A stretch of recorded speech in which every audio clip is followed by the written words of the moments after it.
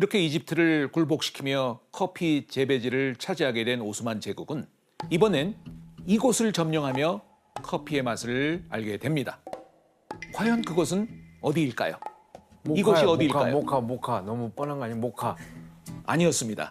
네, 아니구나. 아니었습니다. 당시 이집트가 보호하고 있었던 이슬람 최고의 성지인 바로 메카입니다.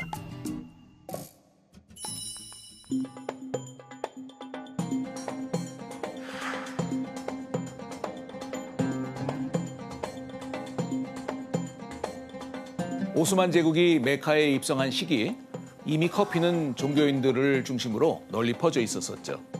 여기에는 이슬람 수행자인 수피라는 그런 수도사들의 영향이 아주 컸습니다. 수피는 이슬람 신비주의 종파의 수행자들이었는데요. 이들은 신과의 합의를 위해서 밤샘 기도를 하게 됐죠.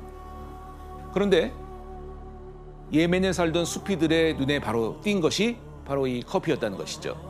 각성 효과가 네, 있으니까. 맞습니다. 근데 이게 저는 그 커피가 단순 지금 저희가 먹는 커피랑 똑같은 거죠? 뭐 달랐나요? 그때 그 당시 커피는? 조금은 달랐는데요. 사실 이때까지만 해도 커피 열매를 냄비에 넣고 마치 한약재처럼 달여서 먹었습니다. 커피의 효과는 굉장했어요. 수피들은 커피가 잠을 깨우고 또 식욕을 떨어뜨리는 효과를 가진다는 것을 알아차렸고요. 기도나 종교적인 의식을 치르기 전에 이 커피를 마셨다는 것이죠. 그래서 예멘의 수피들은 커피를 필수품으로 여기게 되었고요. 성지 순례를 위해서 메카로 갈 때도 커피를 늘 챙겨서 갔습니다. 네, 이렇게 커피가 인기를 얻으면서 메카에 독특한 가게가 하나 등장을 하게 됩니다. 바로 카흐베하네라는 아랍어로는 카흐바, 이 커피라는 뜻인데요. 하네는 집이라는 뜻이에요. 커피 그래서 하우스. 커피를 마시는 집, 뭡니까? 커피숍 커피 카페. 하우스. 카페죠, 카페. 그래서 지금의 카페가 세계 최초로 메카에서 오픈하게 된 것입니다. 보시면 이슬람교에서 술을 금지됐거든요. 술을 못 마시니까. 술을 못 마셔요. 근데 서로 대화를 하면서 친해지려 하려면 뭔가 필요하잖아요. 그렇죠. 그 당시에는 커피를 먹었죠. 그래서 중동에서 커피는 이슬람의 포도주라고 합니다. 술 대신 약간 뭔가 만남의 자리에서 네, 맞습니다. 항상 마실 수 있는. 그러면 이 이슬람의 중심인 메카에서 커피가 유행했으니까 다른 이슬람 국가로도 퍼졌겠네요? 네, 맞습니다. 커피는 이슬람 수행자들을 통해서 이집트의 수도 카이로까지 전해지게 되죠. 이집트 역시 이슬람을 믿는 나라였기 때문에 커피는 카이로에서도 큰 인기를 얻게 됐죠. 자, 이렇게 오스만 제국이 커피의 생산지인 예멘과 더불어서 커피를 가장 많이 마시던 메카와 이집트 카이로를 차지해버린 것이죠. 그런데 자, 이 시기에 커피를 처음 접하기 시작한 오스만 제국에선 일부 귀족들이 즐기는 희귀품에 불과했었습니다. 그래서 커피가 오스만 제국 안에서 제대로 전성기를 맞이하게 된 건요. 오스만 최고의 군주로 불리는 술탄 술레이만 1세 때부터입니다. 그는 20대 중반의 젊은 나이에 왕위에 올랐고요. 자그마치 46년간이나 오스만 제국을 다스리면서 황금 시대를 이끌었던 위대한 술탄이었습니다. 그래서 안으로는 문화와 상업과 교육, 통치 재개를 발전시켰고요. 또 밖으로는 영토를 끊임없이 확장해 나갔었습니다. 자, 그렇다면 젊고 능력 있는 이 술탄이 노린 땅이 어디였을까요? 영국. 영국을 포함한 유럽이었습니다. 바로 영국을 포함한 유럽이었습니다. 술레이만 대제는 즉위하자마자 세르비아의 수도인 베오그라드를 정복하면서 유럽 정복에 신호탄을 올렸습니다. 그 뒤에는 300여 척의 대규모의 해군과 10만의 육군을 총동원해서 그리스의 로도스 섬을 함락시켜버렸죠. 그 결과 오스만 제국은 동지중해 해상권을 완전히 장악하게 됐고요. 이로써 오스만 제국은 더욱더 부유한 나라가 된 것이죠. 그럼 술레이만 대제의 다음 목표는?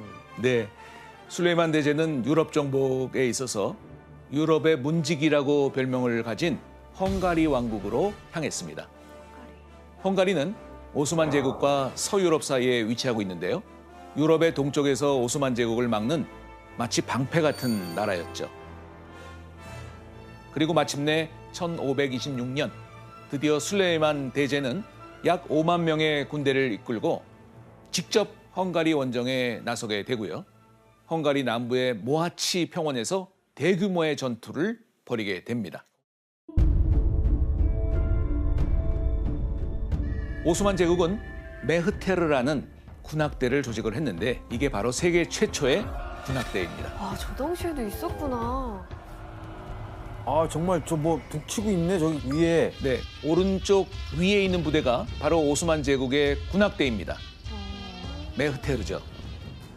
메흐테르는 오스만 제국의 최강 정예 부대인 예니체리의 군악대로서 전투 직전에 최전선에 배치가 돼서 오스만의 사기를 올리고 또 적들에게는 반대로 공포를 심어주기에 충분했었었죠.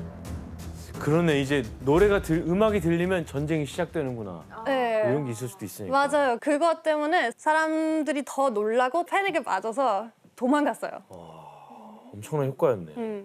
그리고 또 이 그림에서 또 하나 전쟁의 승패를 엿볼 수 있는 무기가 있었습니다. 과연 뭘까요? 대포네요 맨 앞에. 엄청 긴 대포가 있는데. 정답. 오스만 제국의 대포는 이 전투에서 큰 활약을 했죠.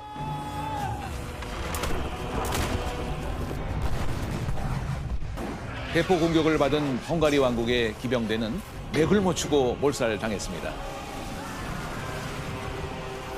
두 나라 간의 전투가 벌어진 시간은 단 2시간 반. 이 짧은 전투에서 헝가리 왕국의 왕을 비롯한 수많은 귀족들이 죽음을 맞이하게 됩니다. 2,000명의 포로를 학살했다. 비가 억수같이 쏟아졌다. 헝가리 보병 2만 명과 기병 4,000명을 땅에 묻었다. 거의 전멸에 가까웠을 것 같은데요. 네. 그런데 유럽인들을 잠 못 들게 하며 공포로 몰아넣었던 술레이만 대제의 야망이 한풀 꺾이는 사건이 발생합니다. 드디어 바로 이 도시를 점령하지 못하고 전쟁에 패배한 채 돌아섰기 때문인데요. 과연 이곳은 어딜까요? 비엔나였나요? 빈이에요? 맞습니다.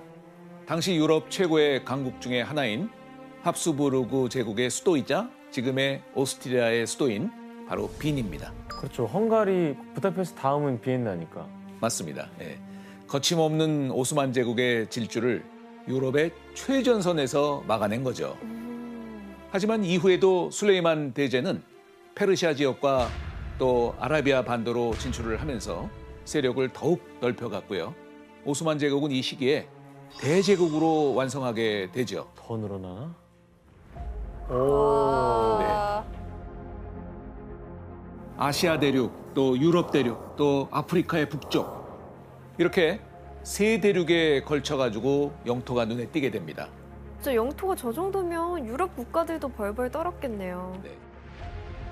이때 최전성기를 맞은 풍요로운 오스만 제국에서 크게 발전한 것이 무엇일까요? 커피. 네, 바로 커피 문화가 이때부터 성행하게 되는 것이죠. 오스만 제국에 처음 커피가 들어왔던 초기와는 달리 술레이만 대제 시기에는 이 오스만 제국에서 커피콩을 구하기가 아주 쉬워졌어요. 술레이만 대제가 국가적으로 커피 농사를 장려했거든요.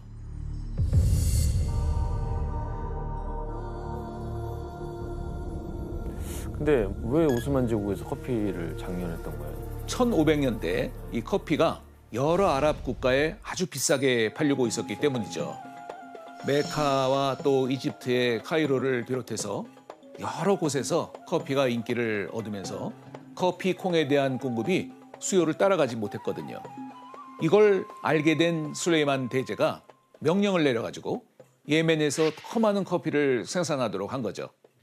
원래 다른 작물을 농사짓던 땅들까지도 그냥 엎어버리고 여기에 커피 나무를 심도록 했죠. 와. 수익성이 좋으니까. 자, 그러면서 커피는 오스만 제국의 특산품으로 확고히 자리매김을 하게 됐습니다. 커피의 이름도 이때 굳어진 거예요. 커피.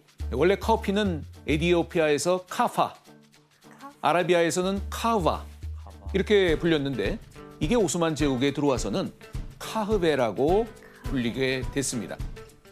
오늘날 커피의 어원이 바로 여기서 나온 것이죠.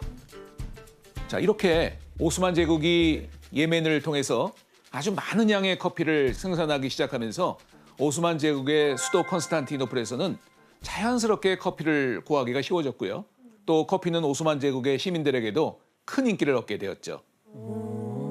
심지어 술레이만 대제는 궁전에 커피를 끓이는 담당 관리를 두기도 했었고요. 바리스타를. 또 좀 산다 하는 집에는 어김없이 그 집에 커피방 정도는 따로 만들어서 커피 전담 하인이 커피를 끓이게 했습니다. 뭐 지금으로 치면은 전담 바리스타를 집집마다 둔 셈이죠.